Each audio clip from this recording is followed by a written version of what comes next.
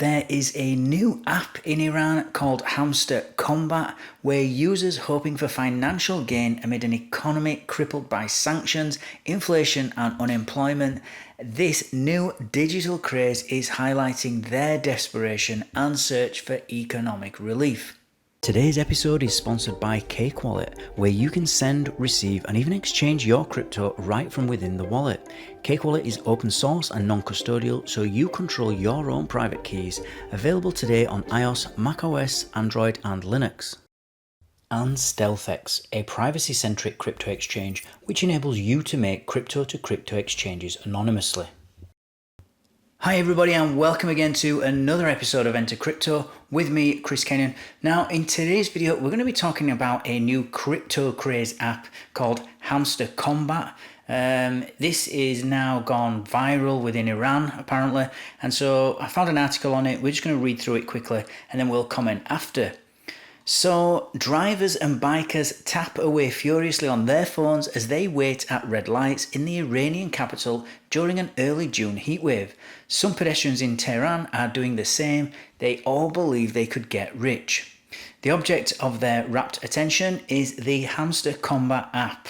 A wider crypto craze aside, the app's rise in Iran highlights a harsher truth facing the Islamic Republic ahead of Friday's presidential election to replace late President Ebrahim Raisi, who died in a helicopter crash in May. An economy hobbled by Western sanctions, stubbornly high inflation and a lack of jobs. Even as presidential candidates make promises about restoring the country's economy, Iranians who have been hearing for years about Bitcoin are now piling into this app out of sheer hope it might one day pay off, without knowing much about who is behind it. It's a sign of being desperate, honestly, said Amir Rashidi, the Director of Digital Rights and Security at the Mian Group, who is an expert on Iran. It's about trying to hang on to anything you have a tiny hope that might someday turn to something valuable. Those able to divest from holdings in Iran's beleaguered currency, the rial, have purchased property, art, vehicles, precious metals and other hard assets since the collapse of Tehran's 2015 nuclear deal with world powers. At the time of the deal, the exchange rate was 32,000 rials to $1. Today, it's nearing 580,000 rials to the dollar, and many have found the value of their bank accounts, retirement funds, and other holdings gouged by years of rapid depreciation. Meanwhile, prices of fruits and veg have jumped 50% since last year, while the price of meat has risen 70%. The cost of a ride in a shared taxi, common in the Iranian capital, has almost doubled. Even rides in Tehran's metro, which is still the cheapest option for the city's commuters, are up some 30%. Since morning I had 3 visitors to my shop. None of them bought anything, said Mohammad Reza Tabrizi, who runs a clothing shop in downtown Tehran, and most customers prefer buying from peddlers or pre-owned items in other places.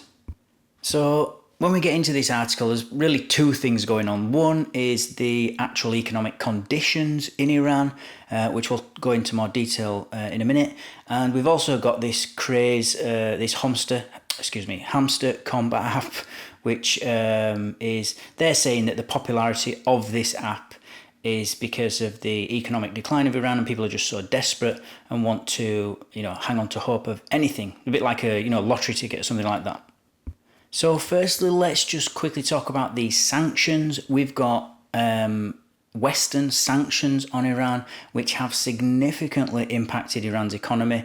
These have been going on for years and years. The latest round of sanctions were put in place in 2015 because of the whole nuclear thing. And this has restricted Iran's access to international markets and financial systems, the global financial systems, which has then led to reduced foreign investment and so a decline in oil revenues, which are obviously crucial for a country like Iran. So basically, Iran cannot trade easily and freely with the rest of the world, certainly not the Western world anyway. And you've also got here inflation as well, which is just rampant. I mean, this country has been grappling with high inflation for years and years, and it just only seems to be getting worse. We all know about inflation. This erodes purchasing power and is going to increase the cost of living for the average ordinary Iranian. And so what seems to be happening here is because of those things, we've now got unemployment as well. So a lack of job opportunities, particularly for young people, will have ended up driving them to look for unconventional ways to make money. This includes engaging with digital currencies, which is not bad in and of itself, but then looking for online applications, which is where this Hamster Kombat app comes in. And so the popularity of this Hamster Kombat app, which I think from what I've read on other sources, it likely involves some form of cryptocurrency or bonus or token virtual rewards for doing certain things or completing certain tasks within the app. It's kind of illustrating how Iranians are turning to technology and digital platforms to try to at least navigate economic hardships. And so this app's success is also reflecting a broader trend of increasing interest in crypto as a hedge against inflation and economic instability. So even though this app is, in my opinion, a load of rubbish, it is getting Iranians to start thinking about outside and start thinking about other types of currencies and tokenization and other systems in a very subtle way. It's having the average Iranian think about these virtual reward systems and, outside of the real. Now, having said that, even though obviously it's getting people to think about reward systems and, working for something else other than the real, I think it does more harm than good because there are more broader implications here.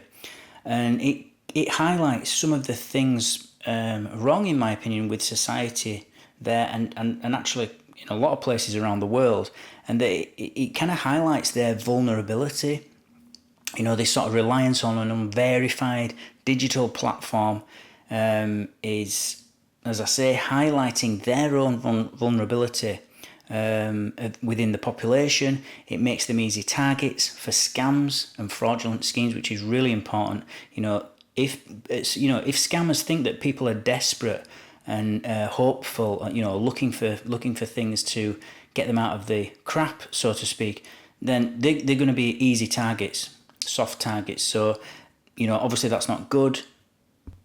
There's another kind of negative that I don't know if everybody thinks about as well, is that when a community loses money like this, it can, if we get a group of people that have got some financial losses, it can create, when people talk to each other, especially over social media, because news and messaging spread so quickly and so easily, it can kind of have a disillusionment that the app in this case doesn't deliver or promise on its returns, which it may have. But people, because you've got a small group of people that may have lost money, they may be very loud when it comes to the internet, and so can actually spread this sort of negativity. So we've actually got a lot going on here. Let me know what you think in the comments box below. Let me know if you've tried this app or used this app. I wouldn't recommend it myself. I haven't used it, haven't played it. And so thank you for watching. Thank you for listening. Don't forget to like, subscribe, and click on the notifications bell so that you don't miss out on any future updates. And I'll see you all tomorrow. Take care.